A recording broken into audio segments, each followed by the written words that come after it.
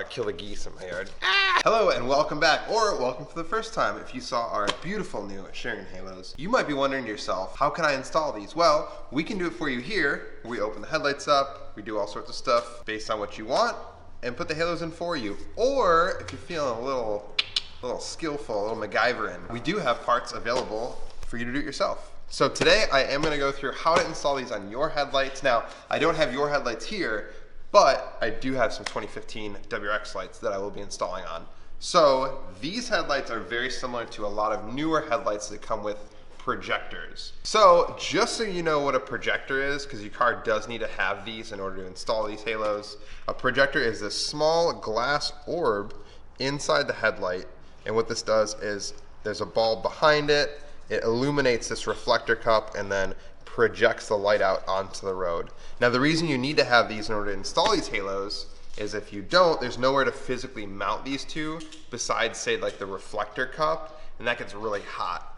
These, all the heat is kind of encapsulated inside here, so we can mount it to the front of this, no problems. Just to clarify, my brother informed me it's not an orb, it's a parabellum.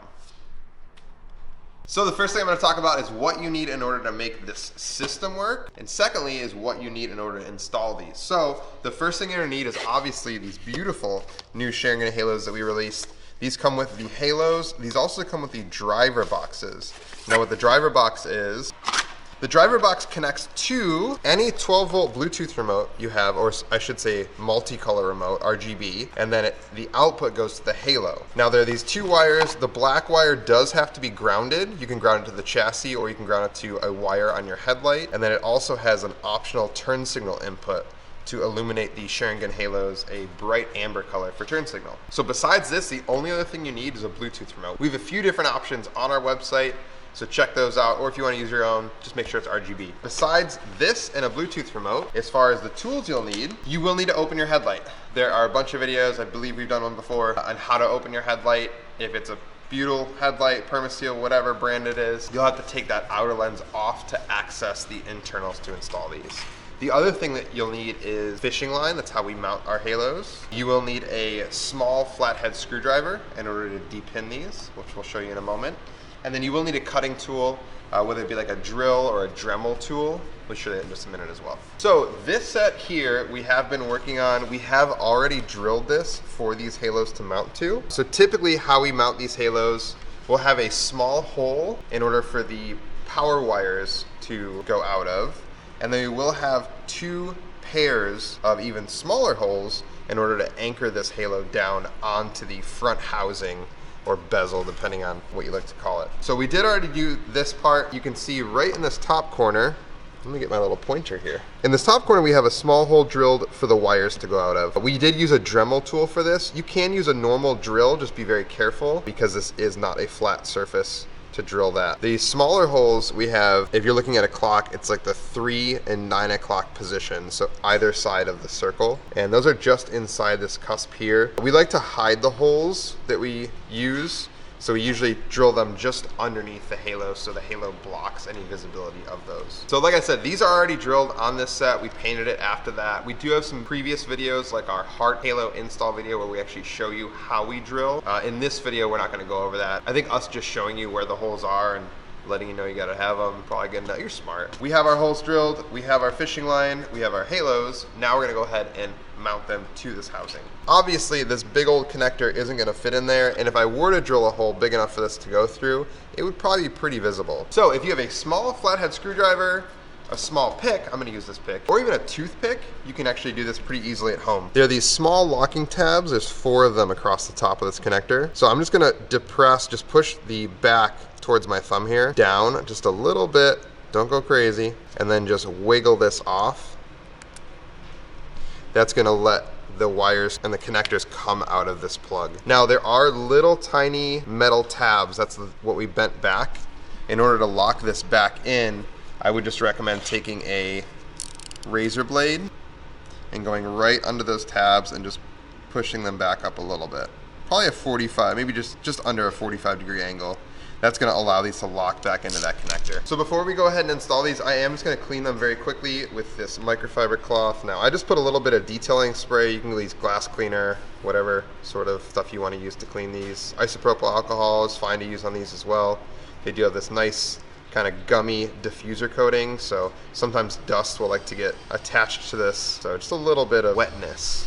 What's up? So I have the connector depinned. I took the waterproof grommet off as well. What this does real quick is it allows you to drill a hole in the backing of your headlight, put the wire through, and then this seals that up to keep any contaminants out. So I am just going to go ahead and floss this baby right through there. And as I pull this tighter, I am just gonna watch out for any of these points on the painted area. If your headlight's chrome, same thing, you don't wanna scuff the finish, so just make sure you're careful when you put this in. All right, so as far as the orientation goes, the rotation, you can have it however you want. There may be some physical limitations, so like with this headlight, we can't have it straight up or down just because there's not enough room on the top or bottom. So we do have this one just about like that, but it's up to you how you wanna mount yours. That's the cool part about custom headlights. They're custom. So now that I have that set in there, I am gonna cut some fishing line. I like to give myself enough room to tie a nice taut knot. So I'll cut one piece for each side here. Go ahead and put these through those holes we drilled.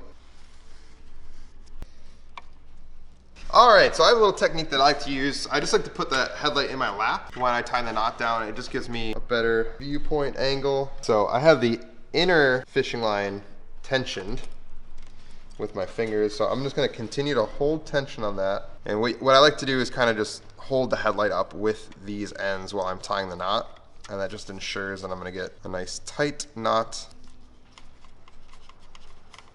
All right, that one's probably pretty good. And then we'll move our way outside. Now I'm going to flip it over and just make sure that the halo is still aligned the way that we want it to be, which it is. Nice little halo it is. Nice and flush. Boom, boom, bow. Okie doke. So we are tensioned down. I do triple knot these. It might be excessive. I guess maybe quadruple knot might be more excessive, but I just want to make sure we have a good tight hold. I'm going to go ahead and cut the excess so you can't see any from the front of the headlight. And then I do like to just add a little bit of JB weld to the knots as well as where the wire comes out. For me, it's just that little bit of extra assurance, especially with the projector creating heat. I don't want it to kind of degrade the fishing line over time, make it brittle. So I'm just gonna put a little dab on the back of it. And then for the wires, I wanna make sure that we don't tug these too hard and either twist the halo or even pull the wires off the halo once we are wiring them. So yeah, I'm just gonna dab everything with a little bit of JB weld right now. Just a little dab. Dappy dab. What a dab. So I have the JB weld on there. I'm gonna let it dry a little bit, and then we'll go ahead and show you guys how to repin this plug it in, and show you how it lights up.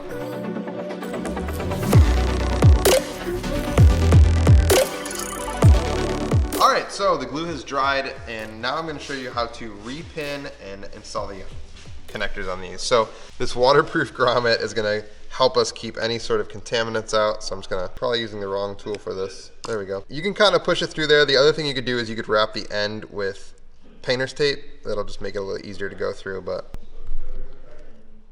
All right, so once we have that through, like I said, and I think I already did with these, you can just take a razor blade and just gently push these up so that they're gonna engage. And just make sure also that the pins are going in the same order. So you can check this by looking at the driver box that it comes with and just making sure these are gonna line up. So this is correct. And then I'm just gonna wiggle these in there. The tabs are gonna go in those little windows. You just wanna make sure that those are facing up from the windows to the walls. And then we'll just kind of wiggle those in there and make sure, kind of back and forth, make sure that they're all in. And then I'm just gonna pull on it just to make sure that they're not gonna come out. If a pin does release and come out, that color is just not gonna work. So for instance, say the green pin isn't locked in fully or does pull out, and you're only able to do like red, blue, purple, and then you go to green or teal, and teal is just blue, or orange is just red. It just means that that green pin has disengaged. You just gotta push it a little more. All right, and that's it.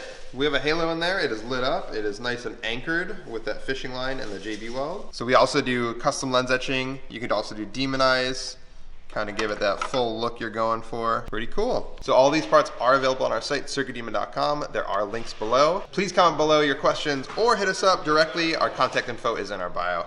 Thanks so much. See you next time. Naruto!